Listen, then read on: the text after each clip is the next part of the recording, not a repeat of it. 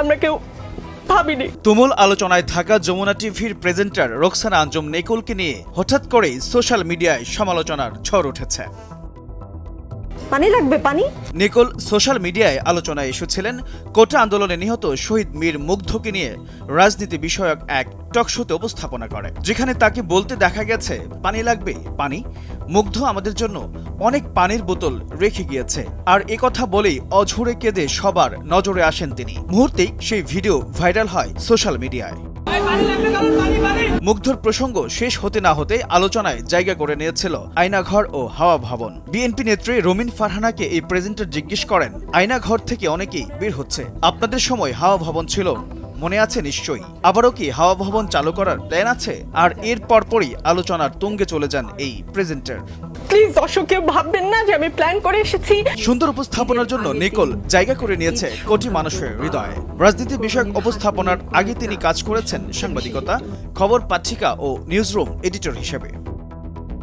বেশিদিন না পেরোতেই প্রশংসায় ভাসতে থাকা নিকোল হঠাৎ করে যেন সুর পাল্টাতে শুরু করলেন। গত 15 আগস্ট লাউ কদুর পার্থক্য কি এই শিরোনামে রাজনীতি বিষয়ক টকশোতে ঢাবির সমন্বয়ক হাসনাতকে লুঙ্গি ডান্স নিয়ে প্রশ্ন করেন। কারণ 14 আগস্ট রাতে ধানমন্ডি 32 সহ ঢাকা বিশ্ববিদ্যালয়ের হলে রাতভর চলে লুঙ্গি ডান্স গানে উল্লাস। নেটিজেনদের দাবি, সমন্বয়ক হাসনাতের উপর এক প্রকার ক্ষিপ্তভাবে চড়াও হয়েছেন এই উপস্থাপিকা। হাসনাত এমন কোনো রাজনৈতিক ব্যক্তি নন যার উপর এভাবে ক্ষিপ্ত হবেন তিনি। নেটিজেনরা আরও বলছেন, সমন্বয়ক হাসনাতকে শুধু হা অথবা নাতে সীমাবদ্ধ রাখার চেষ্টা করেছেন উপস্থাপিকা। তাকে ব্যাখ্যা করে বলার সুযোগ দেননি, যা একজন উপস্থাপিকা হিসেবে কখনোই কাম্য নয়। আইনুন নাহার এশা নামের এক ফেসবুক ব্যবহারকারী লিখেছেন, শুরু থেকেই তিনি কোনো এক কারণে অতি আক্রমণাত্মক ভঙ্গিতে প্রশ্ন করে গেলেন হাসনাতকে। বেচারা ঠিকঠাক কথা শেষ করতে পারছিলেন না, তার আগেই আরেকটা উদ্ভট প্রশ্ন, একের পর এক ভীষণ তাড়া ওনার। এক পর্যায়ে হাসনাতকে থামাতে তিনি রীতিমতো চিৎকার করে ওঠেন, হাসনাত, আমি চমকে উঠি, এ কিরকম অভদ্রতা রে বাপ। তিনি আরও লিখেন, হাসনাতকে তুলোধুনু করে দুটা হাততালি উনি পেয়েছেন বটে, তবে এই গলার জোর আওয়ামী লীগের সময় তো ওনার ছিল না, তবে এখন কেন এই হম্বিতম্বি?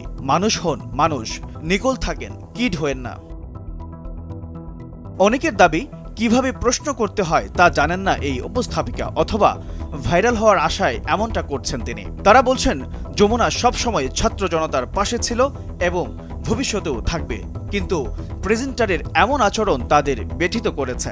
অনেকেই দাবি তোলেন, প্রেজেন্টারকে তার এই উপস্থাপনার জন্য দেশবাসীর কাছে ক্ষমা চাইতে হবে। নেটিজেনরা সোশ্যাল মিডিয়ায় বলছেন, এই ছাত্ররাই কিছুদিন আগে নিজের জীবন বাজি রেখে দেশকে স্বাধীনতা এনে দিয়েছে। 10 দিনের মধ্যে দেশে পরিবর্তন আনা কখনোই সম্ভব ছিল না। তাদের সময় দেওয়া উচিত এবং এই ছাত্ররাই একদিন দেশকে অনেক উচ্চতায় নিয়ে যাবে। তাদেরকে কোনোভাবে প্রতিহত করার চেষ্টা করা হলে তা এদেশের জনগণ মেনে নেবে না বলেও জানান নেটিজেনরা। এইচএম নাহিয়ান, ভোরের কাগজ।